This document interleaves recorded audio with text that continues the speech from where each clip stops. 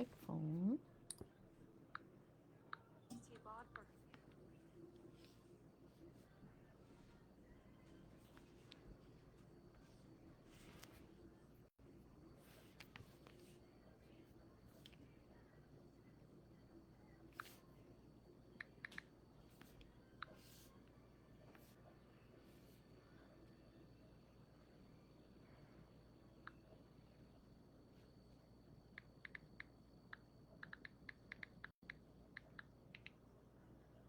So you can introduce me. Mm-hmm. Okay. Oh, thank God. What did I say? Up house.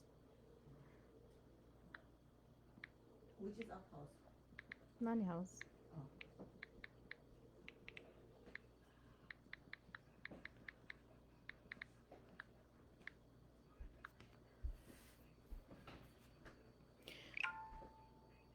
I can see you. Nobody can hear you. So you have one viewer because that's me I'm on. Okay. So you wait until people log in then, Yeah. a little bit. So I just shared it. Give So, them time because I said 7 o'clock. So we are early if you're joining us. Go ahead and you can comment hi. If you're interested, you can look at the description. We'll also include, hi Ali. We'll also include the link to the comments and pin it in there. My mom's still nervous. Hi everybody, thank you for joining us. I am just gonna go ahead and pin the link in the comments so you guys can join us there.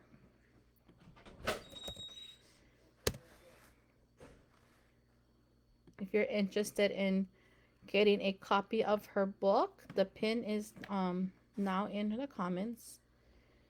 So it's the first one that you see. So tonight she will be sharing some poems that she has in there. These are all pre-sales, so it is at a discounted rate. So go ahead and share, invite your friends, your family for a live poetry reading. She's nervous, you guys. She's still walking back and forth.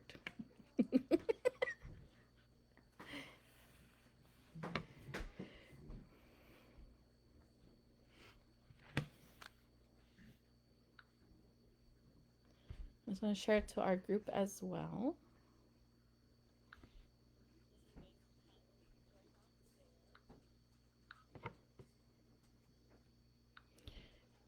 We are starting at 7. Her reading is going to start at 7. Ali's still laughing.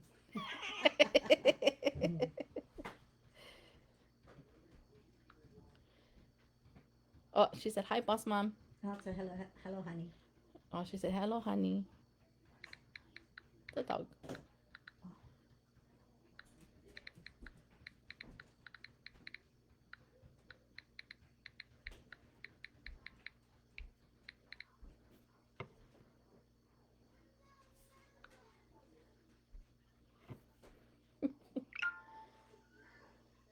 Hi, Cavell. So mom's going to come on in a little bit. She's still, like, getting on her nerves because she's never done a live. You know, drive around the island for her go read poetry, but she's never done a live on Facebook. So if you guys are interested, she does have. We did pin the link to her book in the comments. If you guys are interested, you guys can go there and get a copy.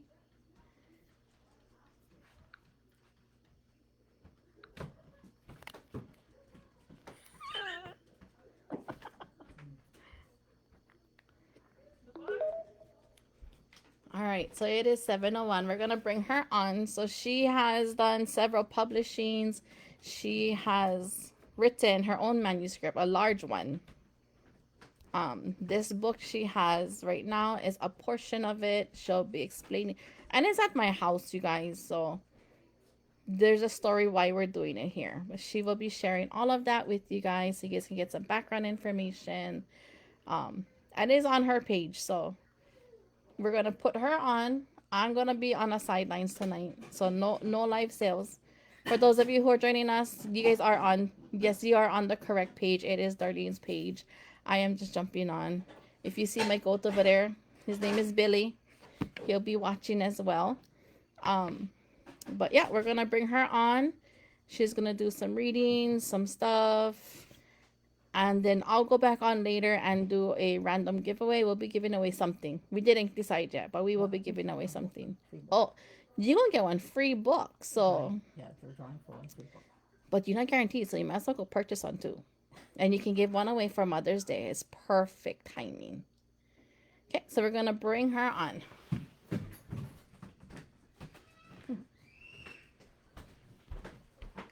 Okay, good evening, everybody. This is yeah, kind of weird for me, and of course, whenever I need help, who we always run to is Amber. So I told Amber, help! I don't know what to do. And then she just set it all up. Anyway, thank you for being here tonight. Before I do the reading, I want to actually share something about the cover of my book. So the cover of my book has two really important things. One is actually the original cookbook that my mom used to make gingerbread houses and different things. So anyway, that's this is my mom's book, so it's on the cover. But I think what might be interesting for some of you is that the cover actually is a quilt I made during COVID. So, quick story is that during COVID, for most of during COVID, I was desperate to keep the people I cared about safe, so I went about sewing masks. I had tons of material, but before I used up all my material. I actually finished my quilt. So this quilt is made up of material from quilts I made for my children and grandchildren, and then I made this quilt. But what I'm getting at is all the material I had left, I actually used to make masks and aprons. So some of you might have the same material. You might have thrown away your mask already, but your mask, if you worked at Nalejo School, your mask or your apron might have been made from the material on on this quilt, which is the cover of my book. So anyway, just a little history there. I'm gonna read several poems and context for why I'm at Amber's house. Amber's house is actually my growing up house. And so the first poem I'm going to read actually is about when I was a child, about, I forget, 10 or 12 years old. And some of you, if you're my age, remember that there was a huge earthquake and then two tsunamis went through Punaluu Beach.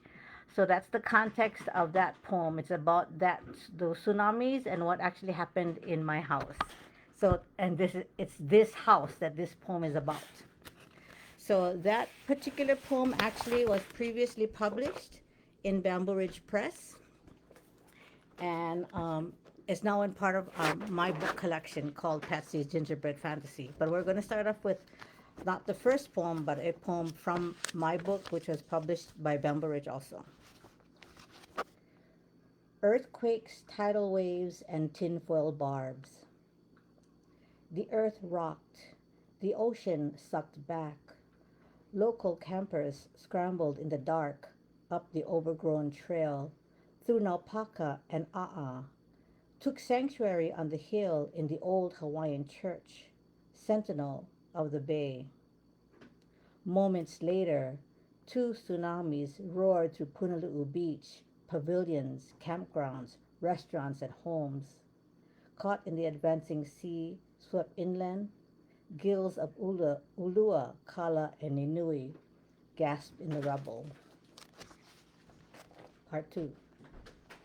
With every jolt, Dad's 16 aquariums rocked, water splashing out, 300 gallons spilling onto the floor, flowing from the dining room through the hall into bath and bedrooms.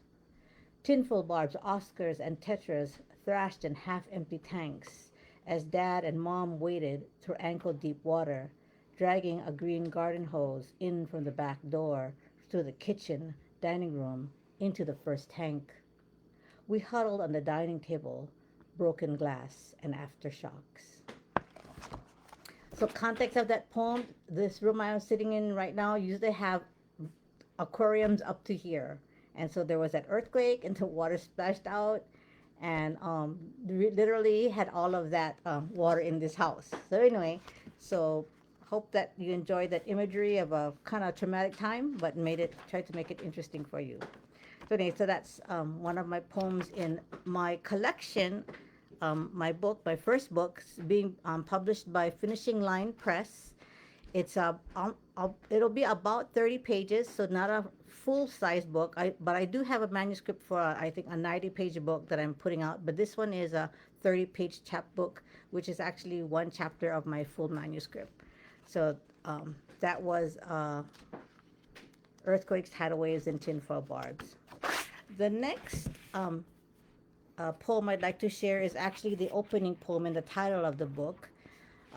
This book is primarily about my mom, but it's also about not just my mom, but I think moms everywhere and the love that we share for any caretaker in our lives. But when she passed at 52, I had this need to keep her spirit going, and I thought poetry.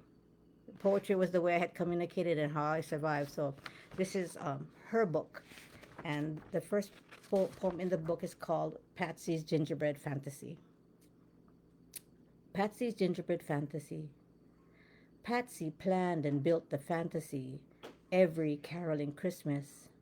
Rectangular sheets of sugar and flour, leveled with caring hands, lay hours in a hot oven. A warm aroma of spice sneaked out windows of Patsy's kitchen. Neighbors knew it was time again, a holiday tradition, donation to the JC's Young Farmers or Pahala Library. Powdered sugar icing cemented candies of color and sweetness, red licorice, M&Ms, jelly beans, orange jellied wedges, red and white hard candy mints, onto the edible, incredible gingerbread house. Hungry eyes watched the assembly, aching for a little taste of the dream. The carpenter smiled, whispered, "Doesn't it look delicious?" Before the final loving touch. Fumigation with a red can of Raid to keep out the creepy critters and little fingers of her own Hansel and Gretel. So if you were one of my friends back then, true story, she would make this beautiful house and then Raid. No one was gonna eat it. Okay, so that's the title poem of my book. So when I was growing up, she actually literally made I don't know how many gingerbread houses, and she would donate them all around the place. And so that was one of her traditions. And yeah, the next poem I'd like to read is another transitional piece in my growing up years. Oh, and so actually, before I go on, the last poem I just read was published by Chaminade Review. Not this particular issue because I couldn't find it, but previously published by Chaminade Literary Review. The next poem I would like to read is called Morning at Auntie's, and that one actually was published previously in the distillery out of Tennessee.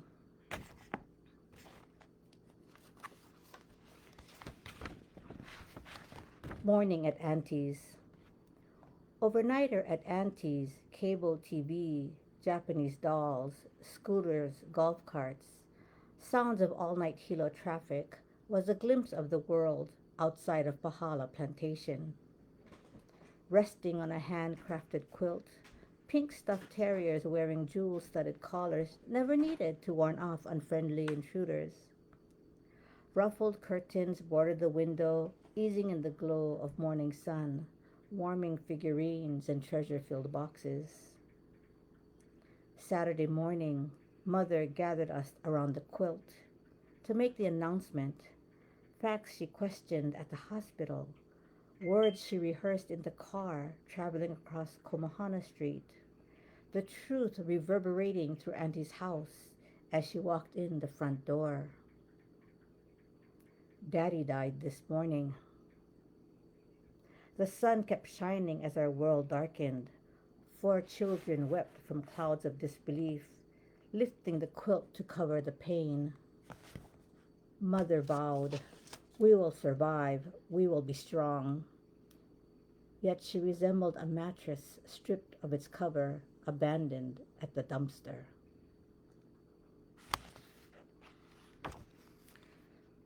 So, this story about my mom actually starts with the love of my dad. And my dad, for some people might remember that he was a Pop Warner football coach, coach Chargers for many years. He did JCs, he did Young Farmers. Very, very, I think ADHD. And I think now I'm thinking that's where I get my ADHD from, doing all kinds of things. But he passed away after only living only 2 years in this house. So he was quite young. And so that's one of the ways I wanted to honor him in the vision of love she had, my mom had for him. The next poem actually was originally published in a magazine called Earth's Daughters. It's kind of it's bust up magazine. Earth's Daughters out of New York, and I think it's one of the oldest feminist literary journals. I'm not sure, but it has kind of a distinction. But um, Potluck was the magazine, and the background of this poem is called Works of Fire on New Year's Eve. And I actually wanted to share that this poem is about, and I think you folks understand, is how we locals um, get ready for parties and celebrations, and you're going to have enough food to feed an army. I mean, you know what? Auntie, uncle, grandma just cooking and cooking and cooking. But besides my mother, there's a person in here that I just wanted to share about because some of you might not remember or not know. So Rodney, some of you know Rodney. Rodney Takaki was with my mom for 19 years, and so this poem actually honors her and him and they um, how they prepared and loved all of us in this home. Okay. And so we called Rodney Papa. Works of fire on New Year's Eve. Her gas stove worked all New Year's Eve day. Sushi, shrimp, crab tempura, tombong tombong, mochi, suman, noodles, rice. Grandma Pat always had lots of food for New Year's Eve. Not that she invited people, just in case they came. Food to share for a bright start. An assortment of dishes varied each year. Char siu, sweet sour ribs, adobo, shoyu chicken, along with soup to take the chill off night's air. Watercress, miso, Portuguese bean, or chicken long rice. Bottom fish for luck, lucky Rodney catch, onaga, ehu, paka, wrapped in foil, steaming on the barbecue grill. There were fireworks also, if you could get away from the table. So I think a lot of you understand how we cook and cook and cook and cook. We just have to have all that food to celebrate. The next poem actually also is another celebration of love to honor the love between my mom and Rodney. And this poem actually probably is one of my favorite poems. Uh, he really took care of her, you know, in her time of need, and I will always be grateful to him for this.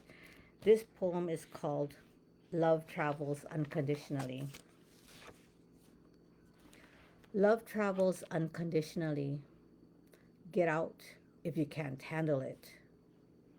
Conditional love for her lover, friend, fishing partner, pond builder, welder, mechanic, sparring partner, victim of 19 years. He wanted to marry her. She wanted to marry him. Never in the same breath until it was too late. He drove 110 miles round trip, Pahala, Hilo, Pahala, to that hospital on the hill every day, 100 days, 11,000 bittersweet miles. Then he took a plane every week to Oahu, Queen's Medical Center, to massage her legs, wipe her mouth, hold her hand, Love her unconditionally. Last trip, last words. She whispered, "Get out." He left to cry.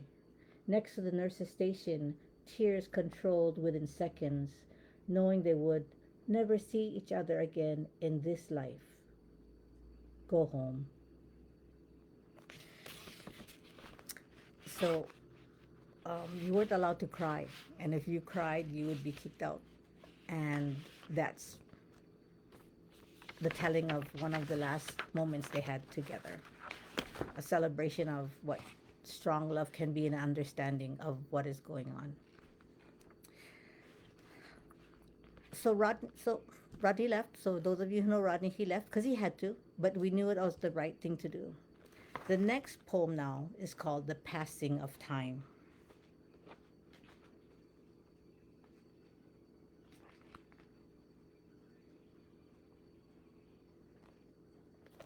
The Passing of Time. Respirator removed, tubes unplugged and pushed aside. We gathered, prayed, said our goodbyes, kissed Mom's cheeks, and watched the monitor and her chest move in the slowest, most deliberate way, rising, pausing, lowering, pausing. 20 minutes later, we continued to witness every slow draw of breath, each cleansing exhale, and we knew she was taunting us, making monkey face, sticking out her tongue, winking her eye one last time. The sun went down and we began to get comfortable, chat about the weather, stroke her leg, hold her hand, write poetry. We kept the all night vigil, then met the new day, but morning faded into noon, forcing us to accept that time belonged to her and she would linger as long as she damn well pleased.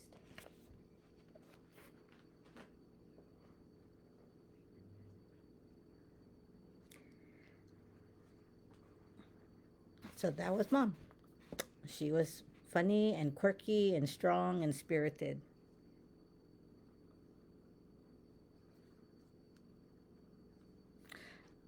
The next poem I'd like to read actually,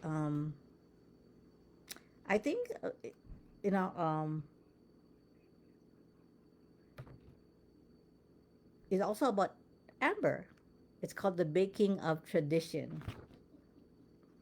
And The Baking of Tradition actually was published. Where is it published by? Because you guys, you folks know that she's always baking. Oh, I think The Baking of Tradition was, oh, here. This one was published Into the Teeth of the Wind, a journal out of California. The Baking of Tradition, Part 1. In the closet, on the bottom shelf, beneath the dust and dark layers of Mom's stored belongings, treasured tattered cookbooks, black and white composition tablets of Christmas, Easter, rainy day surprises are discovered. Memories grow like pineapple upside down cake in her oven. Daughters sit in the hallway, savoring scents of cinnamon, nutmeg, turmeric, anise, on Betty Crocker books, Time Life International cookbooks, and magazine clipped creations. Rabbit recipes hop about the laughter. Tradition and holiday flavor rise out of books sparkling like glass ornaments hanging from a Christmas tree. Leafing through pages, pausing at check marks, mouths watering at double checked items, stomachs gurgling at recipes tripled and quadrupled, pounds bill around our waists, knowing she added ingredients, remembering she remembered by eye. Part 2. My children and I bake bread, speckled with raisins, sprinkled with cinnamon, braided and glazed with confectioner's sugar. So Amber's keeping up tradition. She's the baker.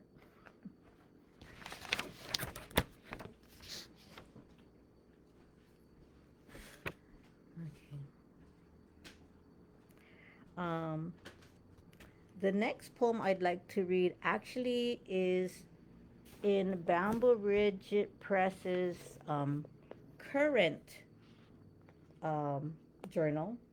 So if you like local poetry or local stories or writing by Hawaii authors, um, subscribe to Bamboo Ridge Press. Quite a bit of my poems have been published by them.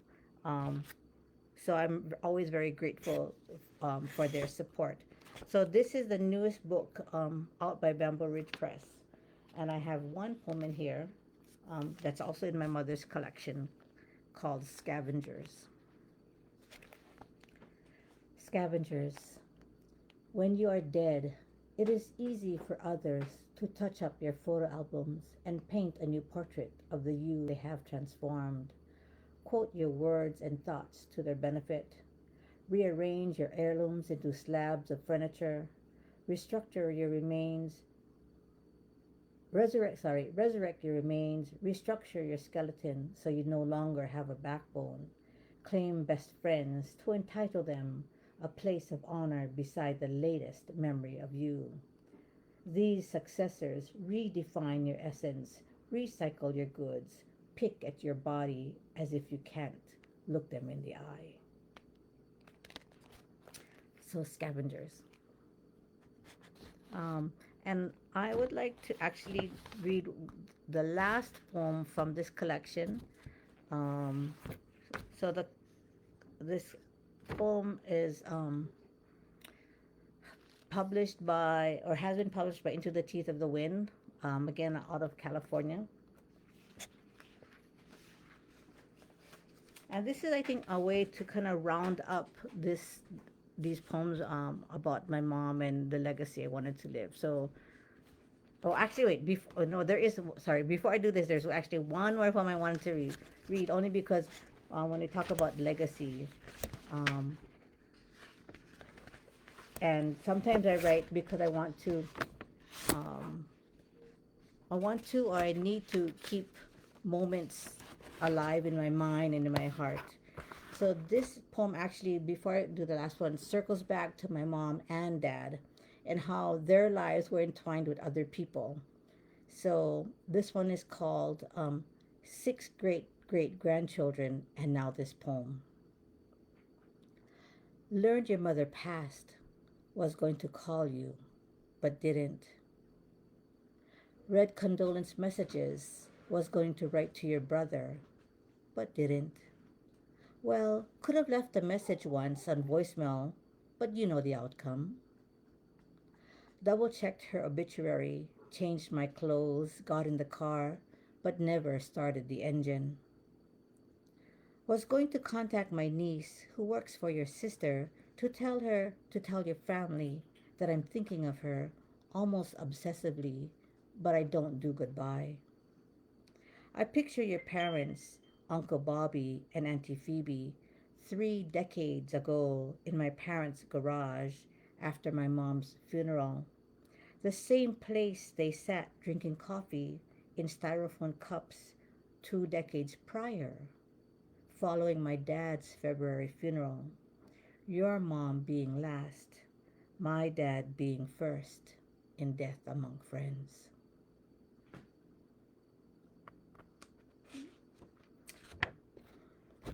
So love goes beyond our own family sometimes.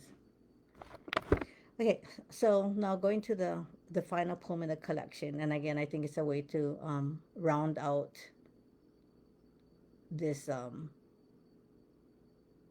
journey that she was on and that we're on with her. Conversation and coffee at mom's. When the gray sky hangs like a ceiling, rain shimmering like chandelier crystals, I want to drive up to mom's, have a cup of coffee, fresh pastries, or bread. The warmth of her oven eliminating the need for sweaters and wool socks.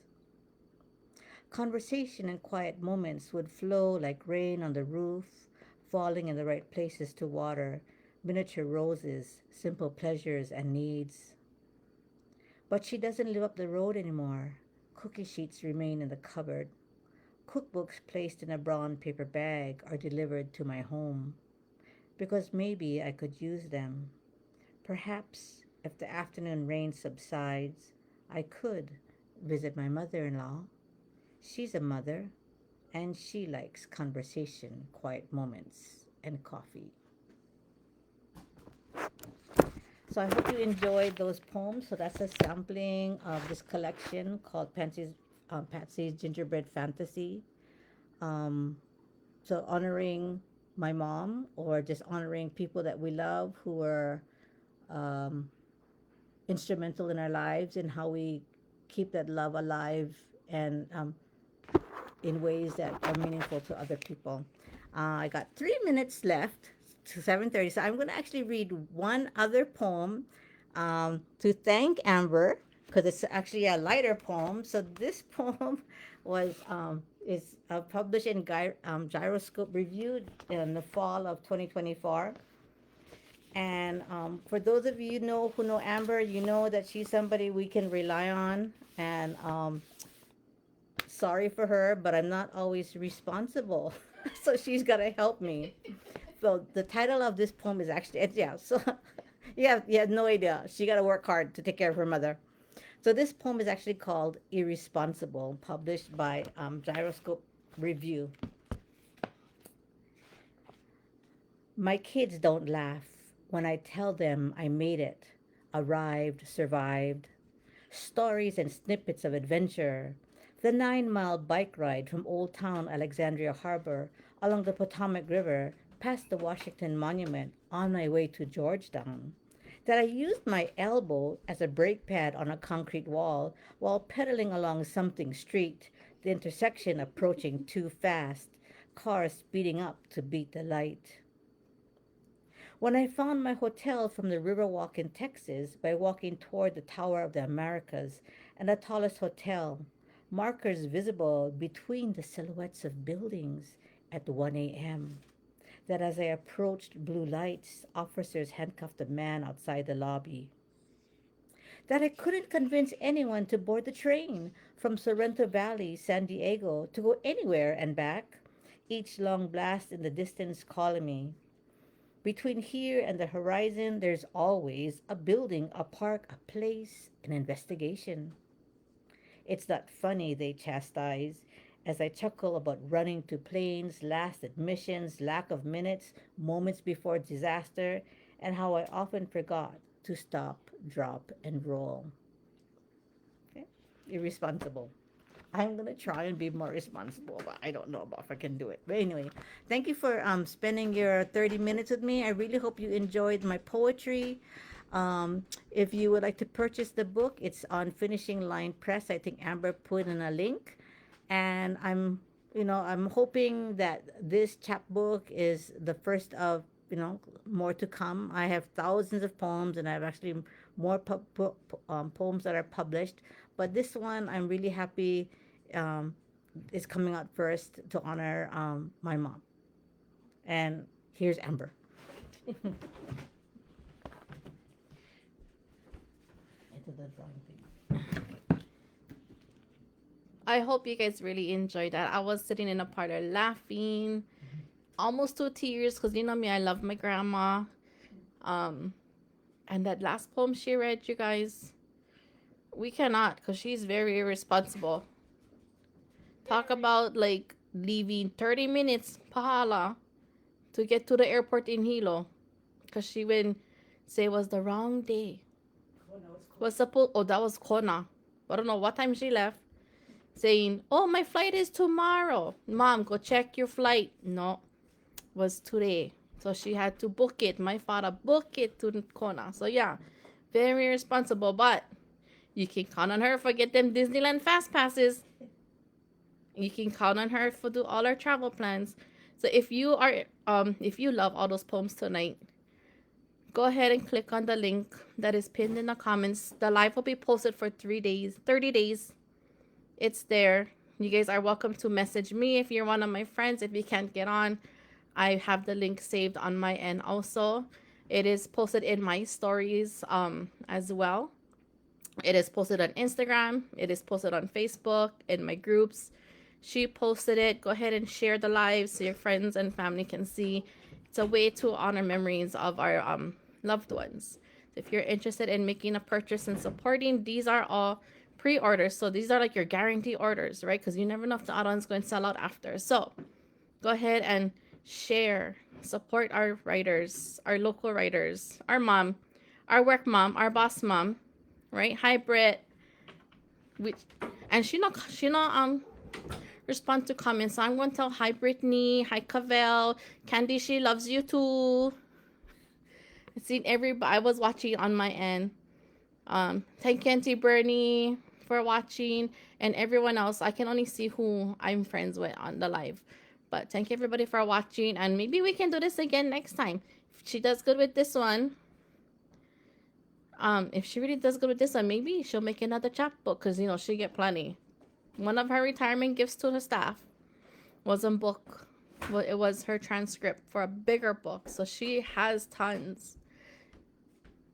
Brittany says, "Hi, miss you all so much." So she's still over there with Honey. If you guys know Honey, Honey loves her. She'll bark at her all night long, but she loves her.